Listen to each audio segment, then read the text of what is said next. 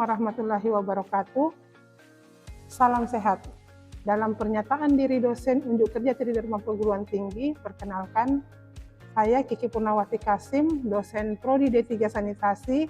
Salah satu mata kuliah yang saya ampu adalah Hygiene Sanitasi Pangan. Mata kuliah ini merupakan salah satu mata kuliah wajib yang terdiri dari 3 SKS praktikum, dan dalam pelaksanaannya menggunakan metode delivery, interaction, dan assessment. Mata kuliah ini membahas 7 poin penting. Yang pertama adalah konsep dasar penyehatan makanan minuman. Yang kedua, sumber, fungsi, karakteristik, dan peranan makanan dan minuman. Yang ketiga adalah prinsip makanan dan minuman. Yang keempat, pengamanan bahan makanan siap saji. Yang kelima, melakukan pengolahan makanan minuman melalui fermentasi, perubahan suhu, dehidrasi, dan bahan tambahan. Kemudian yang keenam adalah penyehatan alat makanan dan minuman melalui tahapan pencucian. Dan yang terakhir adalah pengawetan makanan melalui perubahan suhu, penambahan bahan tambahan berupa asam, garam, gula, dan bahan tambahan lainnya, serta pengeringan.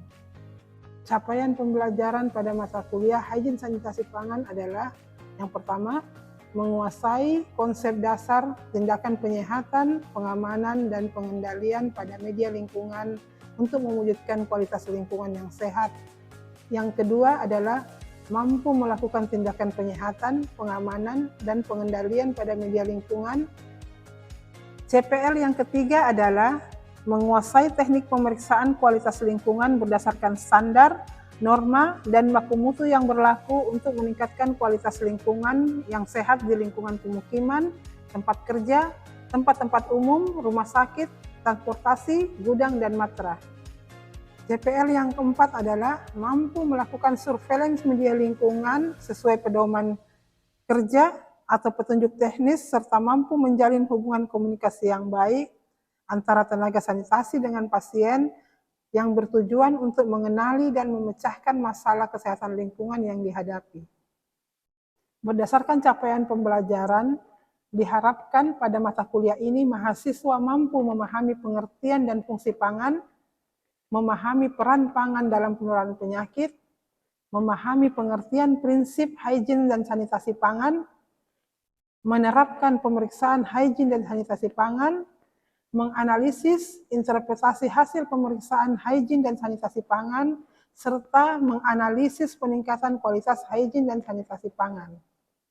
Adapun yang dapat menjadi referensi dalam mata kuliah ini adalah kumpulan modul kursus hygiene sanitasi makanan dan minuman, kumpulan modul kursus penyehatan makanan bagi pengusaha makanan dan minuman, analisis dan aspek kesehatan bahan tambahan pangan.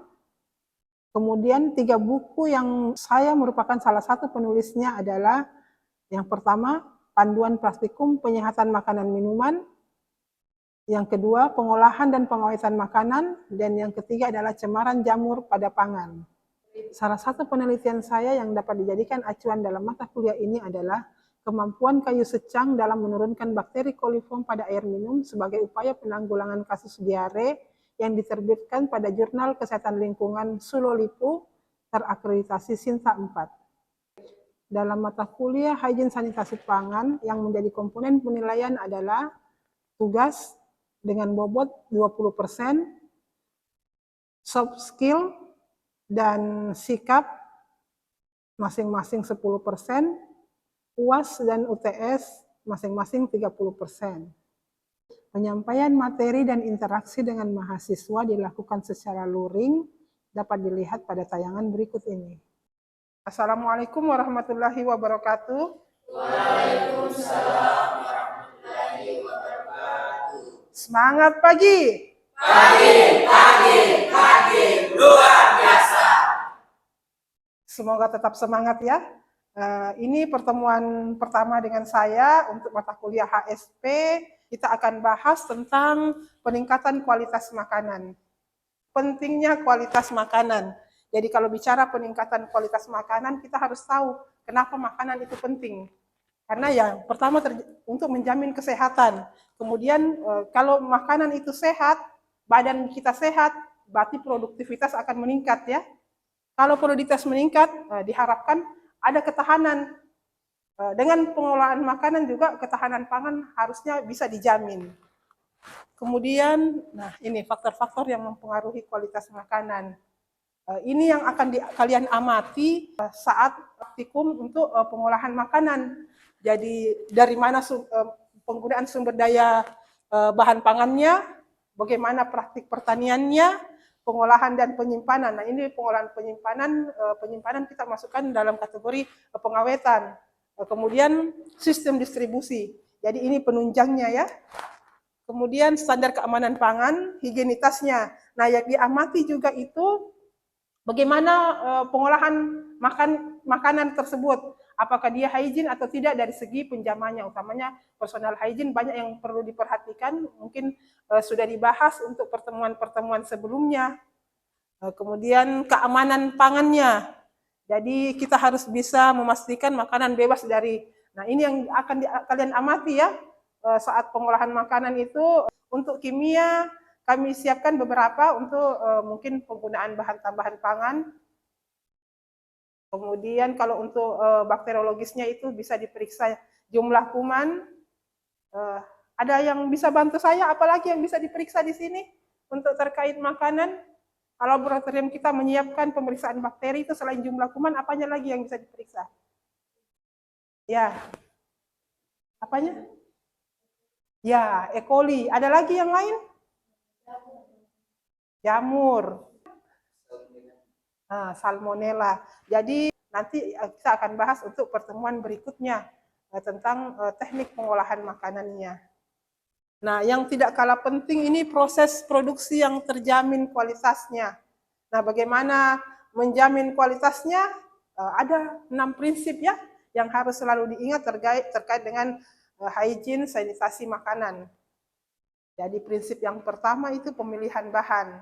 Nah, nanti saat praktikum pemilihan bahan itu sebaiknya dipilih bahan makanan yang banyak di sekitar kita, yang mempunyai nilai gizi, dan bisa dimanfaatkan dengan kamu punya teknologinya, bagaimana cara menghasilkan makanan yang kekinian dengan memanfaatkan bahan-bahan yang ada, yang kemungkinan sering terbuang ya, ada ada nilai gizinya dan tersedia di sekitar kita dengan harga yang relatif murah. Nah, kita manfaatkan bagaimana meningkatkan kualitasnya jadi lebih menarik. Oh iya, kalau kita bicara tentang makanan, kita harus tahu dulu hal-hal apa yang berkaitan dengan makanan. Nah, bergizi. Memang itu selalu kalau kita mengkonsumsi makanan, harapannya yang bergizi ya. Tapi kenyataannya di lapangan, hal yang terakhir itu gizi ya. Yang pertama menarik dulu. Menarik itu ada banyak macam ya. Makanya banyak tambahan pangan diberikan sebagaimana supaya menarik. Yang pertama warnanya, rasanya. Kalau dulu itu cuma dengan rasa coklat saja, vanila saja. Kalau sekarang sudah banyak macam ya, sudah ada matcha, red velvet. Nah, itu salah satu bahan untuk bagaimana kita mengolah makanan yang semenarik mungkin. Tentunya tidak mengurangi juga nilai gizinya, tetap kita pertahankan. Makanya dalam pemilihan bahan makanan itu dicari yang mempunyai nilai gizi.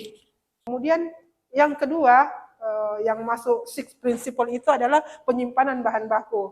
Nah ini penyimpanan ini masuk juga di tahapan pengolahan makanan ya. Pengolahan makanan ini bagaimana supaya cara menyimpan yang benar dari bahan baku tersebut, ataupun nanti makanan setelah jadi bagaimana cara menyimpannya supaya dia tetap bagus kondisinya. Kalau bisa, syukur-syukur bisa jadi lebih awet. Kemudian pengolahan. Nah ini masuk ke pengolahan, berarti bicara tentang bagaimana proses pengolahannya. Ada berbagai macam pengolahan makanan yang kita kenal. Kan pengolahan itu makanan dari bahan mentah menjadi makanan yang siap disajikan atau siap makan ya. Secara umum itu ada 6 teknik pengolahan makanan. Nanti itu yang kalian akan praktekkan sekaligus bagaimana menghasilkan makanan dengan metode yang ada dengan kualitas yang lebih bagus dari yang sebelumnya. Kemudian penyimpanan makanan. Nah, ini penyimpanan makanan terkait dengan pengawetan makanan ya. Diharapkan dengan makanan yang dibuat itu kita menjadi ada alternatif lain untuk supaya lebih tahan. Jadi makanan itu bisa dikonsumsi sepanjang waktu. Kemudian distribusi. Nah, dalam distribusi ini biasanya berkaitan dengan kemasan juga ya. Jadi yang perlu diperhatikan sekarang sudah banyak ya macam-macam kemasan supaya dia lebih menarik dan bisa jadi lebih awet juga. Yang terakhir adalah penyajian. Nah, ini yang tidak kalah penting karena sebagus apapun cara pengolahannya, kalau penyajiannya kurang bagus, jadi jadi tidak menarik. Yang perlu diperhatikan kalau penyajian makanan kan tadi dengan kemasan, dengan proses pengolahan itu butuh teknologi ya. Diharapkan kita menggunakan teknologi tepat guna, memanfaatkan barang-barang yang ada dengan teknik yang kekinian. Diharapkan kalian siapkan. Nah, peran teknologi dalam peningkatan kualitas makanan ini ada 3 ya. Membantu kita dalam sistem penelusuran. Bagaimana mengakses observasi tempat-tempat pengolahan makanan. Jadi kalian di mana saja sudah bisa mengakses linknya. Apa yang perlu diperhatikan dalam pengawasan tempat-tempat pengolahan makanan. Ya, yang berikutnya ini kita teknologi dalam peningkatan kualitas makanan adalah membantu dalam sensor. Bagaimana mengukur suhu, kelembaban. Nah, diharapkan dengan teknologi yang baru ini, di mana saja kita bisa melakukan pengawasan ya. Jadi ada alat untuk anak kesling, jadi sanitarian itu harusnya sudah punya alat ukur ya, kemana-mana itu bawa pengukur suhu, kelembaban. Saya kira kalau itu bisa bantuan HP ya, tapi sekarang juga bisa diakses itu alat-alat untuk mengukur kadar gula, salinitas air, kemudian analisis data. Nah, ini analisis data yang ketiga ini bagaimana ini peran mahasiswa dari hasil-hasil pemeriksaan, hasil pengawasan itu bagaimana dianalisis supaya kita bisa mengambil suatu kebijakan apa yang harus dilakukan agar makanan ini tetap aman, malah bisa ditingkatkan kualitas gizinya dan bisa ditingkatkan masa simpannya. Yang awalnya hanya sampai sebulan, ini bisa sampai berbulan-bulan. Jadi di situ pentingnya nanti bagaimana teknologi untuk pengolahan dan pengawetan. Nah, keterlibatan konsumen dalam pengawasan kualitas. Karena kita tidak bisa bekerja sendiri ya. Pasti kalau sanitasi itu tidak bisa kerja sendiri, tapi kerja tim. Kerja tim ini perannya konsumen juga karena dia yang kita pikirkan ini bagaimana makanannya tetap berkualitas. Ya perlu dilakukan edukasi. Edukasi ini biasanya orang kesling tahu lah, penyuluhan ya. Penyuluhan itu banyak metodenya. Bisa dengan curah pendapat, bisa juga langsung diberikan contoh-contoh. Nah, ini meningkatkan kesadaran konsumen tentang pentingnya memilih makanan yang berkualitas. Jadi sekarang juga bukan hanya makanan yang berkualitas yang bisa kalian contoh makanan yang berkualitas, tapi metode pengolahan makanan sesuai dengan jenis bahan bakunya yang ada di lapangan. Ataupun metode untuk melihat apakah makanan tersebut mengandung bahan-bahan yang berbahaya bagi kesehatan seperti bahan tambahan pangan, bahan pengawet yang tidak diperbolehkan untuk makanan. Sebenarnya untuk tekstil tapi malah dipakai untuk makanan.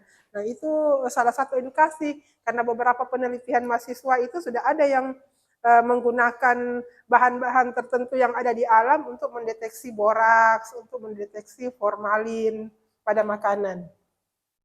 Kemudian yang kedua yaitu informasi, memberikan dari analisis data ini diharapkan kalian menyebarkan hasil penelitian kalian nanti sebagai informasi kepada masyarakat, sekaligus itu supaya meningkatkan kewaspadaan dini dari masyarakat terkait dengan makanan yang marak digunakan. Apalagi sekarang banyak karena mau tahan lama, mau kelihatan bagus, banyak bahan tambahan yang dilarang yang sebenarnya tidak boleh tapi malah dimanfaatkan. Boleh jadi juga ini produsen tidak tahu ya, karena ketidaktahuannya, karena hanya mau mengejar untung saja, tapi dia tidak tahu bahwa ini berbahaya bagi orang yang mengkonsumsi. Kemudian yang ketiga ya ini partisipasi, bagaimana mendorong partisipasi masyarakat supaya bisa mendukung supaya tetap terjaga kualitas makanan kita. Nah, yang terakhir dari slide ini, langkah-langkah strategis dalam meningkatkan kualitas makanan. Yang pertama, peningkatan infrastruktur.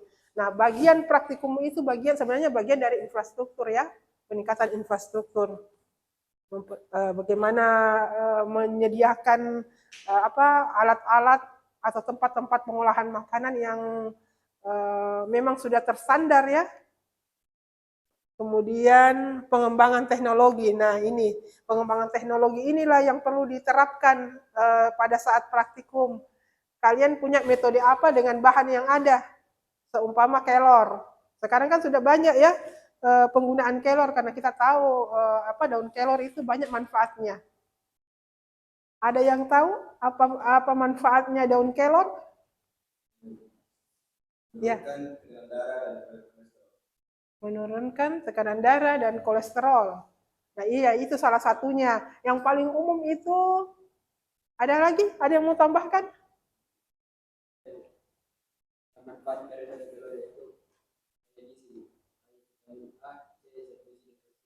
Nah, jadi kayak paling banyak memang gizinya itu daun kelor ya. Meskipun ada beberapa daerah yang memang tidak mengkonsumsi daun kelor ya. Nah, jadi salah satunya itu zat besi. Zat besinya bisa juga meningkatkan kadar Hb ya, hemoglobin dalam darah. Jadi banyak dikonsumsi. Tapi selama ini kan umumnya dibikin sayur saja ya, sayur bening. Belum ada yang memanfaatkan ke hal-hal yang lain. Ada beberapa penemuan dari jurusan gizi itu dibuatkan semacam tablet untuk penambah darah untuk adik-adik remaja yang mengalami kekurangan darah ya pada saat menstruasi. Nah, itu kan bentuk tablet agak untuk dikonsumsi. Agak riskan juga. Padahal di daerah lain ada yang mengembangkan daun kelor itu menjadi kue. Jadi dia jadi pewarna yang memberi warna hijau pada kue pia. Jadi di daerah Sulawesi Tengah ya, memang Sulawesi Tengah terkenal dengan kelornya. Konsumsi kelor, dibuat sayur, dibuat panganan ya, menjadi simbolnya juga daun kelor. Jadi sudah ada yang memanfaatkan daun kelor tersebut untuk menjadi kue pia, jadi pewarna. Jadi kan mengandung zat gizi dan kita menggunakan pewarna alami. Nah ini mungkin nanti bisa diadopsi ya kalau kalian mau membuat pengembangan teknologi untuk pengolahan makanan. Mungkin apakah yang banyak di sini yang bisa dimanfaatkan, dijadikan makanan baru yang kualitasnya tetap bagus dan jadi lebih awet. Kemudian edukasi dan pelatihan. Nah, langkah strategis edukasi dan pelatihan ini kita melakukan pelatihan. Biasanya ini sanitarian ya, melakukan pelatihan keterampilan pada produsen, pengolah makanan. Ya, biasanya konsumen juga ikut dilibatkan dalam pelatihan ini. Bagaimana supaya tetap bagus cara pengolahan makanannya, hal-hal yang perlu diperhatikan dalam pengolahan makanan. Terus yang terakhir ini kerjasama. Jadi bagaimana kita berkolaborasi dengan konsumen, supaya konsumen juga tetap sadar apa sih ciri-ciri makanan yang layak untuk dikonsumsi dan bagaimana mengamati makanan-makanan yang mengandung bahan tambahan makanan yang dilarang. Ada yang tahu bahan tambahan makanan apa yang biasanya diberikan tapi dilarang selain formalin dengan boraks? Apa itu? Metanil yellow. Untuk apa itu? Untuk memberikan warna kuning, Bu. Warna kuning. Selain metanil yellow ada lagi? Esra? Rodamin B, Bu. Rodamin B. Untuk apa sih, Ren? Iya, memberikan warna merah pada makanan. Jadi itu indikatornya. Kalau warnanya terlalu merah, harusnya kita curiga ya. Untuk pengawasan makanan harusnya dicurigai. Yang warna merah itu yang kita amati. Nah, sudah ada beberapa penelitian kakak-kakakmu sebelumnya untuk pemeriksaan warna merah itu kita menggunakan kit. Jadi bisa dibawa ke lapangan. Saya harap dengan kalian nanti ini adalah penelitian-penelitian baru yang bisa langsung mendeteksi menggunakan bahan-bahan yang ada di lapangan saat ini. Saya kira itu ada pertanyaan terkait materi ini dan mungkin persiapan untuk praktek minggu depan. Sebelum saya akhiri pertemuan ini, apakah ada pertanyaan? Saya, Bu. Ya, apa? Kan yang tadi dijelaskan, Bu, tentang daun kelor yang bisa dibikin jadi kue pia. Jadi pertanyaan saya, Bu, kan di kampus kita banyak juga daun kelor, Bu, Ya. yang tumbuh. Selain buat kue pia itu, Bu, daun kelor bisa dibikin apa saja, Bu? Ada yang bisa bantu? Kira-kira apa ya?